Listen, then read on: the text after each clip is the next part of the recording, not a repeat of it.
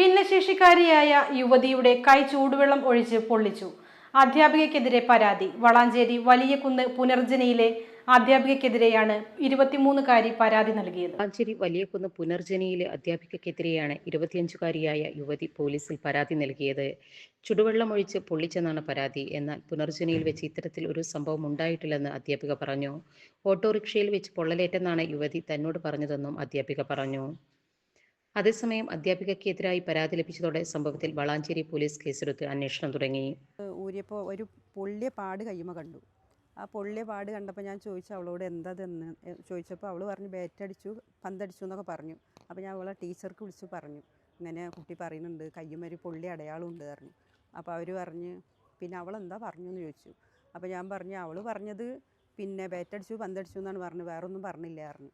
ഞങ്ങൾ ആ ഫോട്ടോ ഞങ്ങൾക്ക് വിട്ടുതരുമെന്ന് പറഞ്ഞിട്ട് ഞാൻ ഫോട്ടോ വിട്ടുകൊടുത്തപ്പോൾ അവർ പറഞ്ഞ് ഇത് പൊള്ളിയതാണല്ലോ, ഇത് ഇവിടുന്ന് സംഭവിച്ചൊന്നല്ല, ഇത് എന്താണെന്ന് ഞങ്ങൾക്കും അറിയില്ല, നിങ്ങൾ അവളോട് തന്നെ ചോദിച്ചു നോക്കിയെന്നും പറഞ്ഞു. അങ്ങനെ അവൾ പിന്നെ വീണ്ടും ചോദിച്ചപ്പോൾ അവൾ തന്നെ പറയണത് വേറെ ഒന്നും പറയണില്ല. പിറ്റേ ദിവസമല്ല ശനിയാഴ്ച കഴിഞ്ഞ് പിന്നെ ഞായറാഴ്ച വീണ്ടും ഞാൻ അവളോട് രാവിലെ ചോദിച്ചു എന്താ മോളെ ഉണ്ടായത്, എന്താ ആരെങ്കിലും എന്തെങ്കിലും ചെയ്തതാണോ ചോദിച്ചപ്പോൾ പറഞ്ഞു അവൾ കാവ്യ ടീച്ചർ ചൂടുള്ള വെള്ളം ക്ലാസ്സിൽ വെച്ചിട്ട് പൊള്ളിച്ചതാണെന്ന് പറഞ്ഞു, ക്ലാസ്സിൽ വെച്ചതാണെന്ന് പറഞ്ഞു, ചൂടുള്ള വെള്ളം ക്ലാസ്സിൽ വെച്ചു എന്ന് പറഞ്ഞു. അപ്പം തന്നെ ഞാൻ അവിടുത്തെ മാഡത്തിന് വിളിച്ച് വിവരം പറഞ്ഞു. Sahara golden diamonds, Kottappadi, Malappuram. Phone 9744 912 916.